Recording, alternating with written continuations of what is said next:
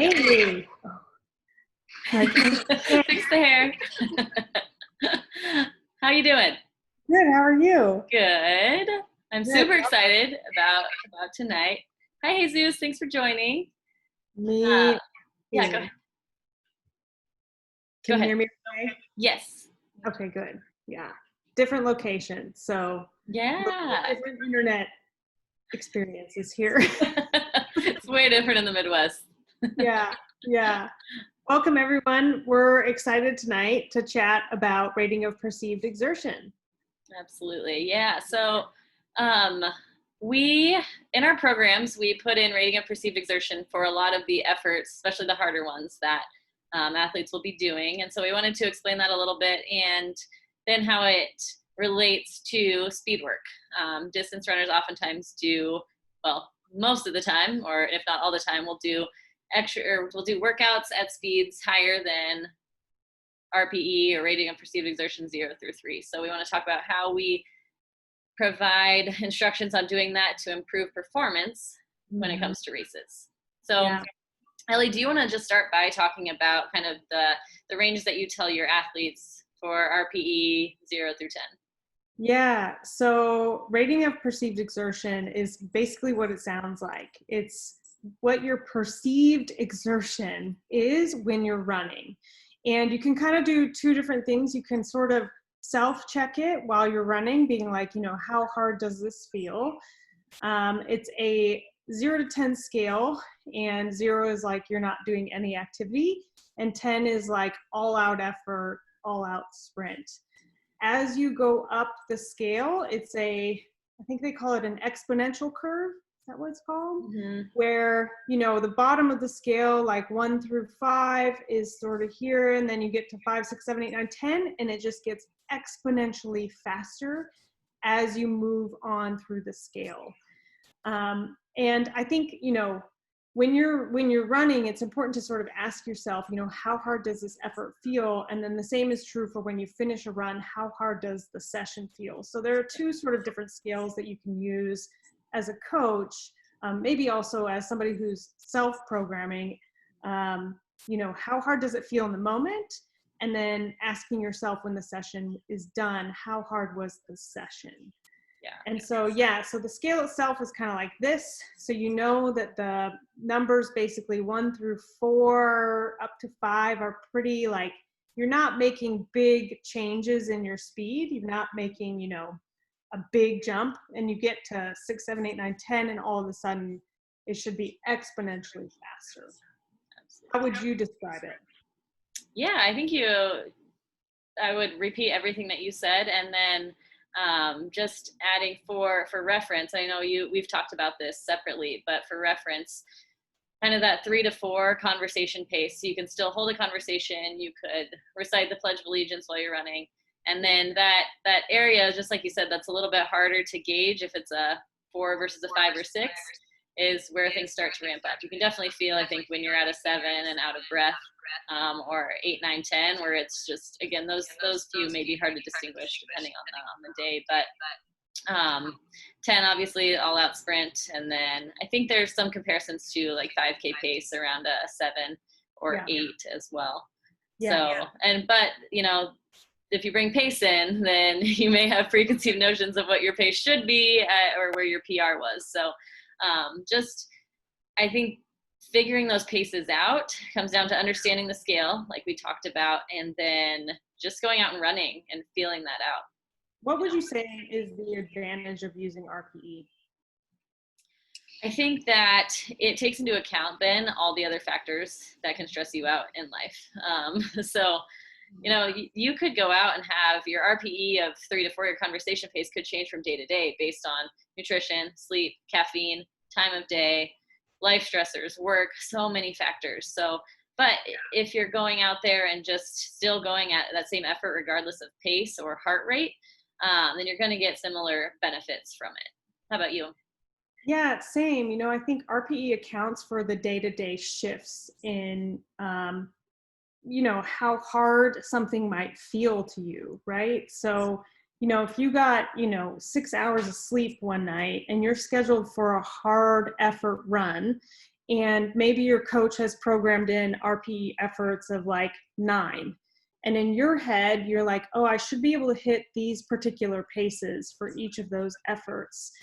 And you might go out and be like, man, an RPE 9 today is actually maybe a little slower.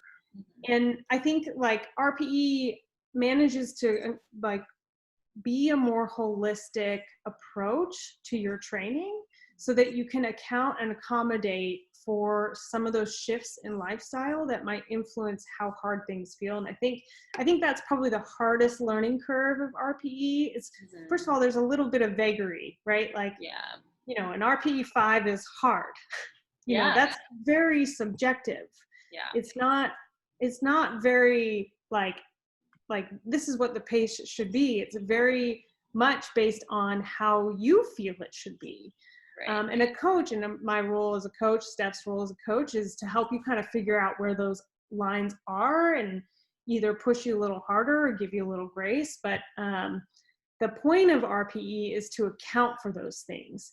And I think when you're trying to run faster all the time and you know, 1 week your RPE 9 is maybe for you, it's like a 7-minute pace. And the next week it's a 7:30. It can kind of mess with you a little bit. So I'm curious to know from you, Steph, if you've struggled with any of that yourself as a runner, and then maybe how you've dealt with it either yourself or with your athletes. Yeah, definitely. For myself and for my athletes, I'll talk about myself first. So my experience was, when I first started using RPE, I still kind of based it off pace. It's like, well, it's a comfortable pace is probably within this range based on how fit I was 5 or 10 years ago, you know, in my prime, which wasn't necessarily true. So I think that what also helped me, and we won't get into too much today, was getting a heart rate monitor and guidance from my coach as far as, okay, this range is probably where that more comfortable pace is. Do you think that you could sustain this for hours and hours? And so combined with her guidance and heart rate, and then just running and feeling it out, that's what's helped me. And then as far as the harder paces, you know, getting up into, which we'll talk about later, some of the speed work, I sometimes think of, like, for those higher levels, 7 to 8, could I maintain this pace but be uncomfortable for 3 to 5 minutes? So, and again, that does definitely vary from day to day, but when you go by that effort, I think, just like you said, it messes with you less. Like, okay, I know I was supposed to do a medium effort run today. I did that. I didn't even look at the time. I feel okay about it versus really focusing on that. Right. And go ahead. Yeah. And I think it shows you how much range you have to work with. Right. And, you know, I think in the running world, there's this like murky middle they talk about. I don't know who they is, coaches, runners. They do. Whoever they are, they do. Yeah.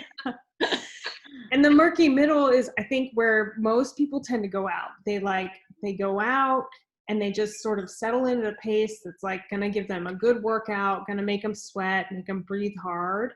And you get stuck in that like mid-range zone. And RPE is, the point of it is really meant to show you, like, here's the end range, here and here, the top and the bottom. And we need to be sprinkling and layering in things across the entire spectrum 100%. to really start to make progress. And I think that's the point. You know, you had said, I think in one of our earlier conversations, speed hides need. And I think that expression really captures how valuable RPE can be. Sorry, that was my charger. Okay. You're good. How valuable RPE can be at helping you realize, like, you know, if you're running and thinking your RPE 3 is an 8, your RPE 4 is a 7:35, is all of a sudden a 6, and like maybe you're starting to like push too hard in those ranges, we could start to disperse a little bit and say, here's your stretch, you know, here's where we need to be. Reaching down to I'm going to say the lower end of the RPE is really so valuable and Yeah. just another way to stress your body. And I think so many people miss that. They don't see it as stress because it's felt as easy. Yeah, absolutely. That's some of the feedback I got from one of my athletes, and she had difficulty finding that lower RPE as well. So I ended up giving her some guesses as far as paces go. And you're exactly right. It's not junk miles, right? Those lower Right. ranges have a lot of benefits for your muscular system, your heart, Yeah. for even your muscle fibers change to become more efficient at those lower levels. So that, but just like you said, to repeat that, is I think a lot of people end up staying in that like 4 to 6 range all the time. And Yeah. that's where we get just not enough ability to recover and not enough variability along that big spectrum that they have. Bingo. You know, stress plus rest equals progress. Mhm. And I think as a runner, it's very hard to view stress as like running slow. Mhm.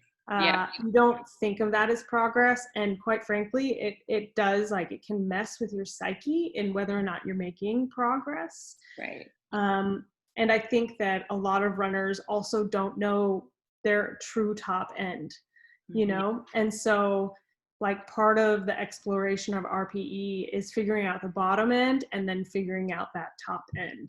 How Yeah. do you go about helping people find their top end? Great question. But I do want to come back to your Come out experience. with a whistle. Exactly. But I do want to come back to your experience yourself with RPE and that in your athletes too. So should we do Yeah. that first? Can we do that first? Yeah, let's do that first. My experience with RPE is honestly that it's been liberating in a way. I have never felt personally too competitive with running myself, but it has helped me on days where I've programmed for myself to run a little bit more conservatively, just like be okay with that. Mhm. And when COVID happened, um, it all of a sudden, like, I was not going to, like, my preference would be to go to a flat area to do a run. Yeah. And I kind of stopped doing that, which meant now I was exposed to a lot more hills during my runs. And that was somewhat unpleasant, to be perfectly honest. But using RPE allowed me to say, you know, it's actually running the hill, even at my regular pace, makes it 10 times harder. Either slow it down or walk it and then continue the run after that. And it has given me the opportunity to just kind of like step out of myself a little bit, in my ego, and really reflect on the bigger picture, which is really that I want to maintain consistency, that I want to be able to run fast when I've programmed myself to run fast. Mhm. And that, you know, I really don't want to have any leftover in the tank when I'm programmed to run hard days. So, Definitely. yeah. Do you think that people don't find that top end or reach that top end because they're poorly recovered from that middle ground, or just because we haven't really pushed them to that? You know, I don't know. I think that's a really hard question to answer because for most adults, we're either running alone or sometimes we're running with friends. And I think that for me, competition really drives me. Mhm. And so I'm much more likely to push really hard when I'm competing with somebody else. Mhm. And I know, like, there's a lot of people that are like, oh, I want to compete with myself. And I think runners have a decent handle on how to self-regulate and how to compete with themselves and compete with others. And I think it comes down to drivers. And, you know, I have a lot of runners who maybe aren't competitive like I am, Mhm. and are much more doing it for their own self-fulfillments, these like goals that they're trying to meet. And usually what it comes down to is me saying, wow, that actually looked pretty easy based on their session RPE. Mhm. So I have runners report back on how hard each session is for them. And, you know, if I program in a hard workout and they're reporting it as a 5, I'm kind of looking at it like, Mhm. either they could have pushed harder or I could have added more reps. Right. Yeah. Absolutely. Okay. Yeah, and that's a really good point. How do you get them to explore? I think that it's one kind of slowing down the longer or some of their easy days, so that they mentally do feel better for that faster stuff. And I mean, education is huge, right? Like this is why we're slowing you down on these days. But I think it's important that you mention and that we emphasize that in order to run faster, you have to run fast. So Yeah. it's not that we are saying, all low intensity all the time. That's not it. Yeah. It's just sprinkling that in appropriate doses rather than just like you said, I'm going to reiterate it, sitting in that middle part of the spectrum all the time. Yeah. And so how we start, I think typically just introducing it in small doses, Yeah. with some strides, which isn't necessarily going to add too much stress, but it's going to help with some coordination, just starting to gauge how that RPE feels, starting off slower and progressing to a faster speed throughout that stride.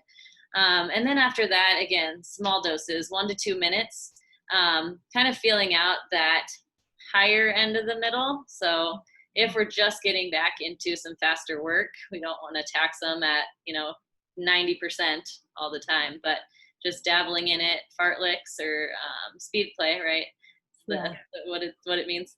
And then as we move on, going through a couple different ranges. So there's that kind of uncomfortable pace for 20 to 30 minutes, and then there's an uncomfortable pace for 3 to 5 minutes. So I think for RPE, generally saying, and it depends on the person, right? But somewhere between 5 and 7 or 6 and 7 for that 20 to 30 minute session.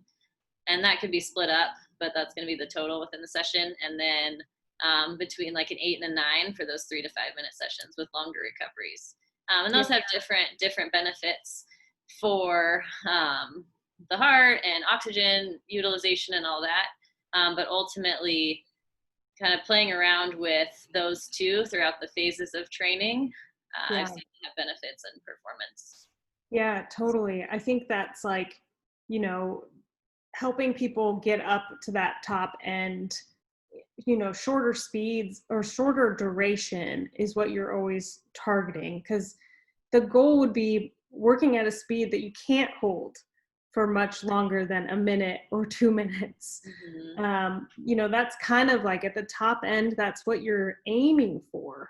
Right. And if you get done with a 1 minute RPE 9 or close to a 10 and you feel like you could go all day, you're not running hard enough. And I think that's always a tricky line, because it's not like we can be there every single day to be like checking in and really figuring out if the effort was where it needed to be, which is again why it comes back down to communication. But I think the RPE does a really good job of teaching people their range and then giving them autonomy and agency over that. Huge. Yeah. And I think that's, I have a personal value there, which is like just helping people become more independent in their understanding of what's happening there. And also be able to make their own choices to keep them healthy. I think, some runners just manage to get themselves into unhealthy routines and habits that can burn them out and lead to physical, just fatigue, mental fatigue, all of it. And RPE can be sort of an honest self-check of like, was this effort where it was supposed to be or not?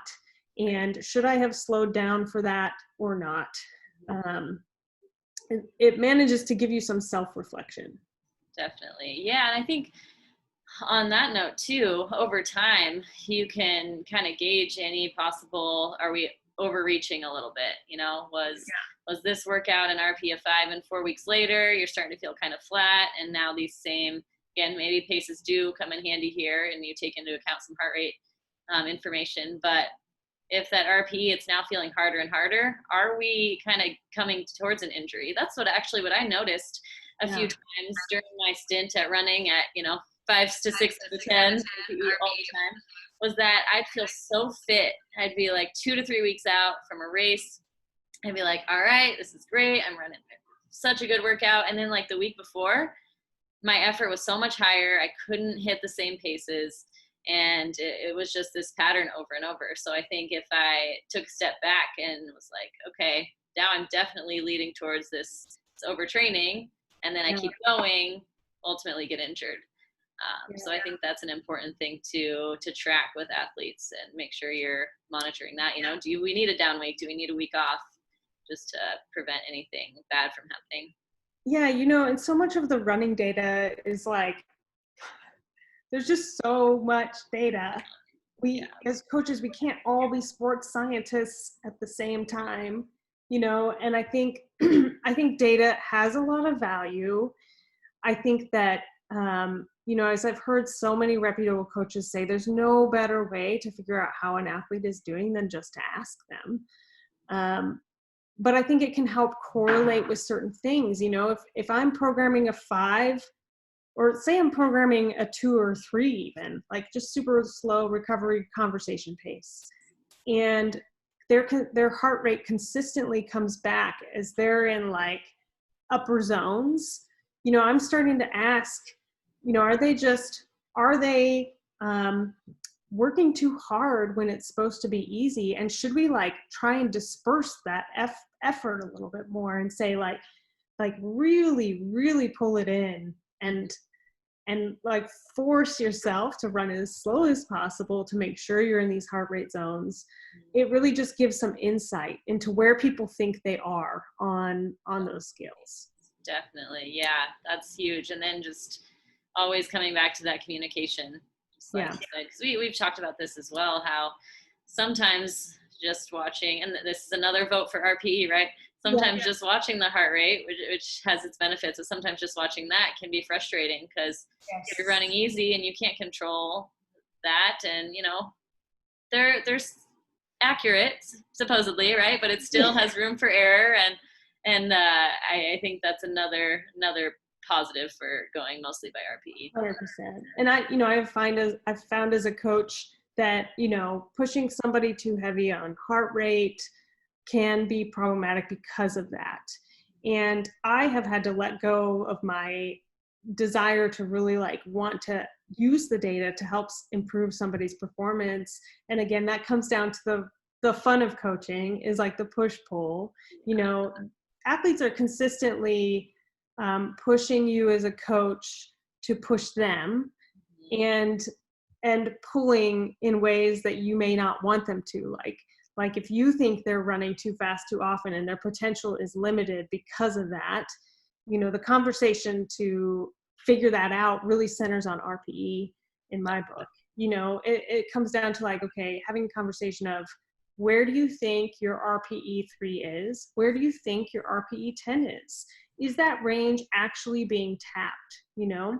Do they think an RPE 10 for them is an 8 and an RPE 3 is a 9?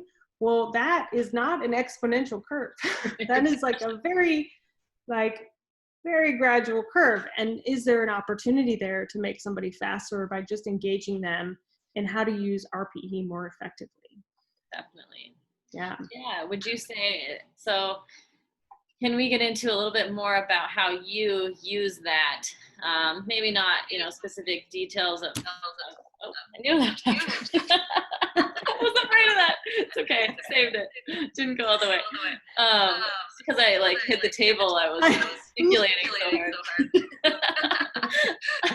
How you help people tap into that top end speed, or just those higher ranges? Yeah. I think sometimes what it'll be is having them do an exploratory workout. And I love workouts like that where they're first getting started with speed, and it's like progressive, where they'll do, they'll warm up a little bit, and they'll do a short interval at 5, a short interval at 6, and so on and so forth, and progressively make the intervals a little shorter so I can see where they think those speeds are. And sometimes you'll see that they're maybe a little bit conservative, or vice versa, or whatever. But I think workouts like that can reveal a lot about where they think their potential is.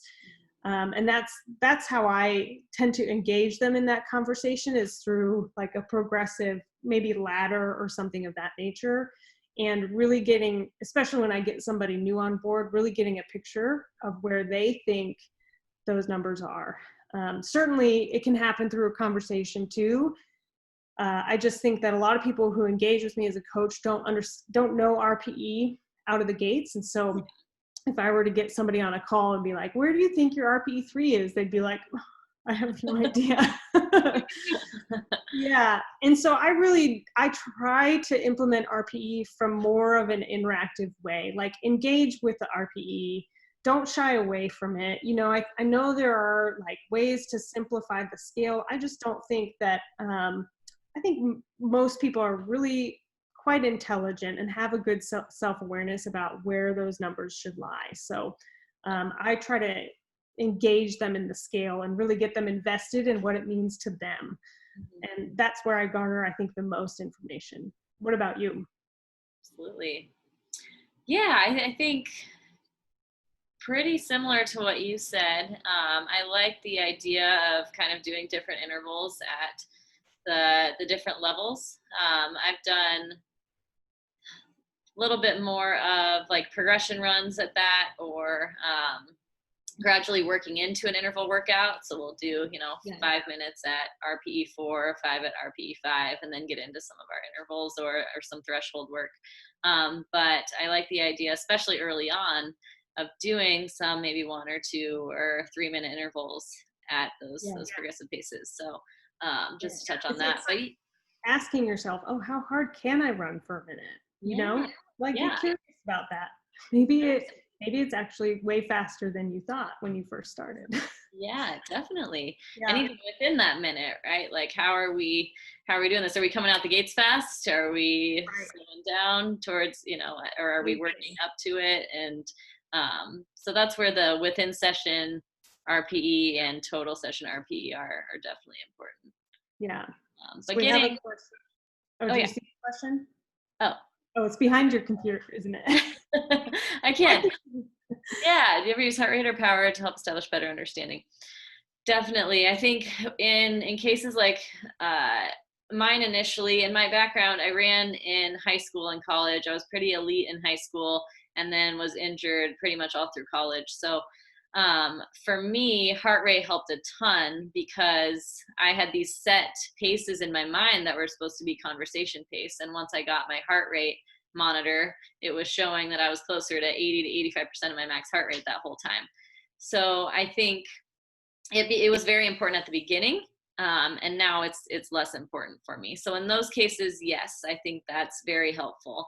But in some cases, and I even work with a few athletes who they just have it on their watch or they just have a Fitbit. And so I don't know how accurate that really is, but they're good at gauging RPE, or we've talked about it a lot and worked through some of the paces. So I don't force everyone to get a heart rate monitor or anything like that. But I think there are cases where it can be helpful. Power, not so much. I know there's little like power things you can put on your shoe now. But I know for triathletes, they use that a lot on the bike, but I don't necessarily use that. How about you, Ellie? Yeah, basically same story. You know, I've personally really struggled with how to engage with using heart rate zones with recreational runners in a really productive way. Because I just think it ends up becoming, especially if they don't they care about the data, but not so much that they have to nail it perfectly, but it just becomes too much information. And so I think there is great value in using heart rate. There's no doubt about it. I just think that for most of the runners that I end up working with, most of them don't need it to make really excellent progress and to make PRs. You know, I had all of my runners last year PR'd in something, all of them. And so, you know, none of them were using heart rate rigidly. And so I would say I use it more from a data perspective to help me figure out how I could maybe push or pull a runner in a direction to improve that progress. So if it looks like I've said, some of those easier runs are not in aerobic zones and they're consistently not in aerobic zones, I'm starting to wonder, are they pushing too hard, or is there something wrong with their monitor that needs to be calibrated? Right. In terms of power, never used it. You know, I think of power, I think of cycling more so. You might, like, if you're working with sprinters, that might be a really useful tool to use. I think with endurance runners, it's not quite something that I've ever thought I needed to use to help an endurance runner improve their performance. No, I don't think I know any coaches who do it. I mean, I haven't really asked though. So, but Yeah, I think you're right, potentially with sprinting and cycling. yeah, yeah. You know, power by definition is like the ability to move fast over short bursts, right? Like Yeah. that would be my definition of power. I'm sure Right. there's like a much better, more scientific way to define power, but yeah. That's the equation. But no, I think you're right. I'm not sure what there may be some utility in distance runners that I don't know of, but I am not sure. Right. Yeah, same. Great question. Yeah, really great question. So yeah, that's kind of the RPE, I think, in a basic nutshell. Is Yeah. there anything you feel like you want to add? I feel like there was something else I wanted to add, and now I'm forgetting what it was. I don't think so. I think our big points are just creating some variability in running, and we don't want to run at that same pace the whole time, and don't be afraid of those conversation pace miles, because those actually have a lot of benefits. So that, I mean, one is less stress, so that you can hit those higher end speeds and or improve your performance by stressing your system with those. I'm using my little imaginary exponential curve here, and I might be backwards if this is. I know. But so that you can get to those higher ones that are going to stress you enough to cause improvements. Yeah. And yeah, so just making sure you have to run fast to get faster, but it shouldn't be, and doesn't have to be, and definitely shouldn't be all the time. Yeah. And you know, the science on this really kind of right now is pointing us towards like 80% of your running is spent at like 1 to 4 of the RPE scale. That's like the bulk majority of your endurance running should be spent down here. And that's another really hard sell for a lot of runners who want to get faster, is understanding that junk miles are your miles. That's where you make progress. That's where you see benefit, getting a ton of volume. You know, certainly, like we've said, to get faster, you do have to run faster. You have to know what that feels like. You have to stress your ecosystem, your muscles, your heart, your lungs, all of it, to be able to do that effectively and efficiently. But there is no better way to get better than just to run a heck of a lot. Mm-hmm. Absolutely. Yeah, that volume is huge. It's so big. I think there was, what was my other point in that? Oh no, I had something else. Oh,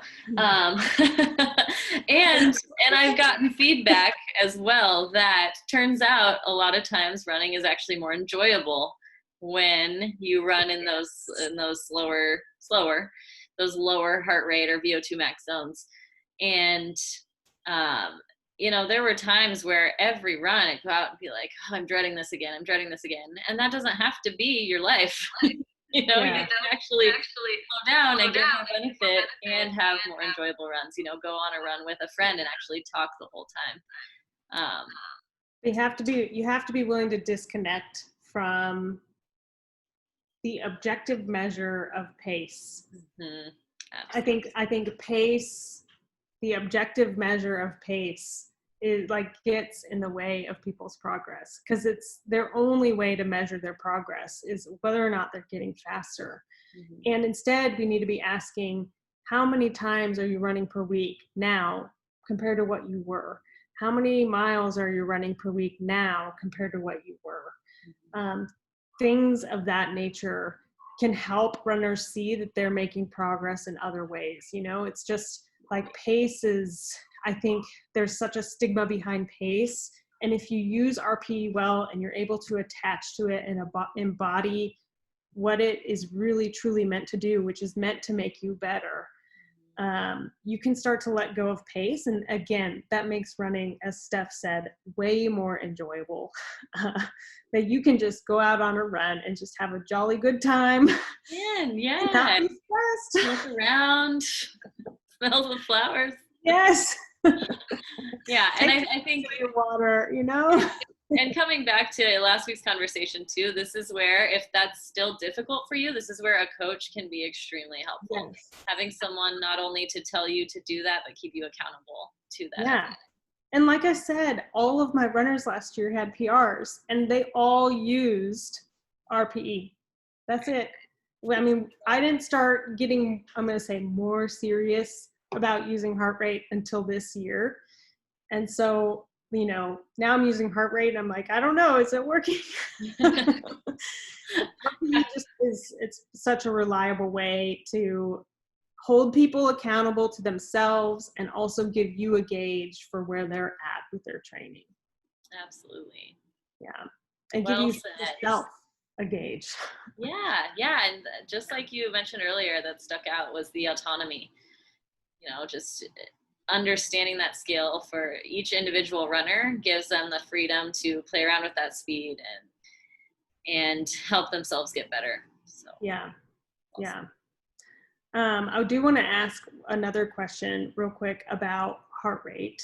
Mm-hmm. Because I think that most people who think of, maybe not most people, RPE is a little bit more vague, right? It's like, where would you say heart rate lies on the RPE scale?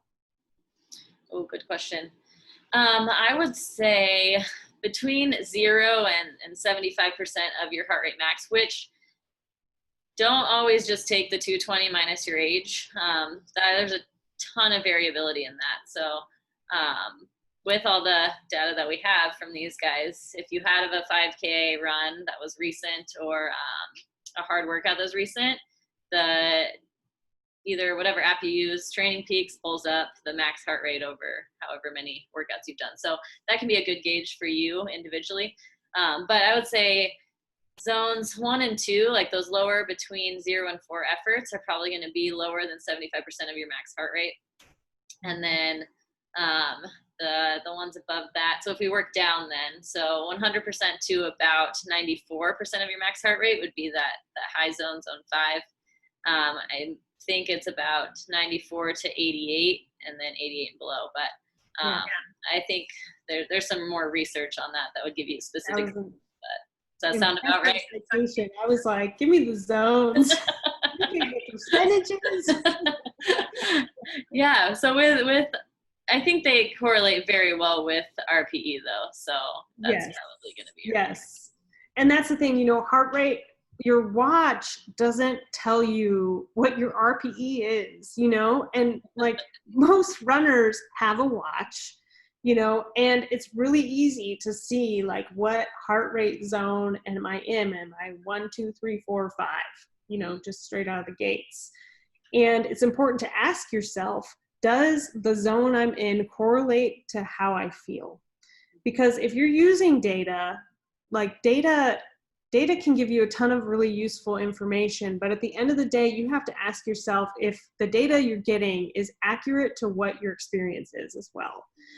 And so I think that's another way that you can kind of help somebody engage in the RPE is like, you know, great, if you're on a conversation pace run and your heart rate is reading in zone 3, ask yourself, do I feel like this is hard? Right.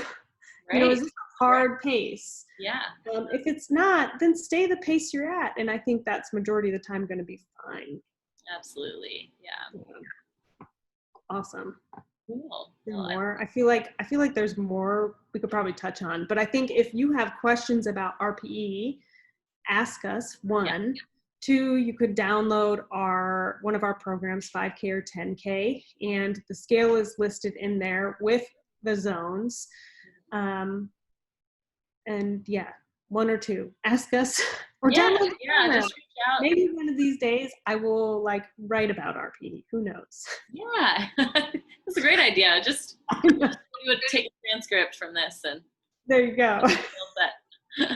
Awesome. Well, thank you. That was super fun.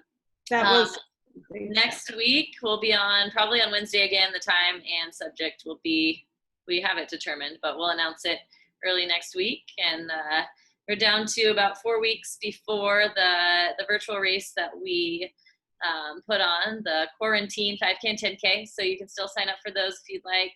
And there's going to be a post-race Zoom call. Yes.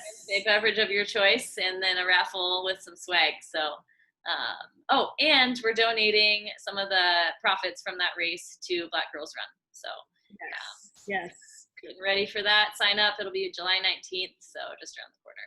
Yes, it's just around the corner. You can pick, somebody had asked, how do you pick a course? How do you pick a course to run for the race? What would be your answer? If you're able to find a trail, or here in Arizona, we have a canal with some loops. So I would try to find an area that you can plan out either 2 or 3.1 mile loops, or, a couple mile loops. Just make sure that you don't have to cross traffic, obviously for safety reasons, and first and foremost, safety, but also so you don't have to stop and restart. Yes. So some places have green belts, just like golf courses. There's one right by where I live that's open to the public. Make sure you check that first. But those are some good, relatively flat places to find your course. Yes, I would agree with Steph on that. I think the ideal scenario is always to find a flat or a downhill, if at all possible, especially if you're looking to set personal PRs. And I don't know if you view that as cheating, but sometimes it just is a good way to boost your ego. And similar thing, to find somewhere that doesn't have lights or traffic, so that you don't have to find yourself stopping, and again, for safety reasons. So a good portion of parks, in the Seattle area, there's like the Burke-Gilman Trail. That'd be a perfect spot for it. You could do an out and back. Really, the fun of doing a virtual race is to create your own course. You make it yours. Like, spell something out if you want. And if you haven't run in that area before, you can just go on mapmyrun.com, and you can just put a dot somewhere, and they may have this on other apps, not just the website now, but you just put a little dot and measure out exactly how far it is.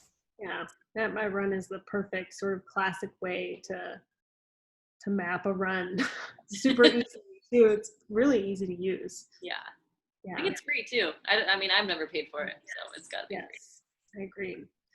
Awesome. And to finish up, we wanted to just let you know that we have something exciting to announce, but we're not going to announce it yet. Stay tuned. That's a way to do an announcement. I think so. I think that's how we do it. So yes, we have some exciting stuff coming up. So keep your eyes and ears open, and look out for that announcement. Yeah, cool. Awesome. All right. Well, if there are no questions, I think that'll be it for tonight. Yeah. Great. Well, thank you. Thanks, Steph. Always good to chat with you. Yeah. We'll talk soon. All right. See ya. Bye.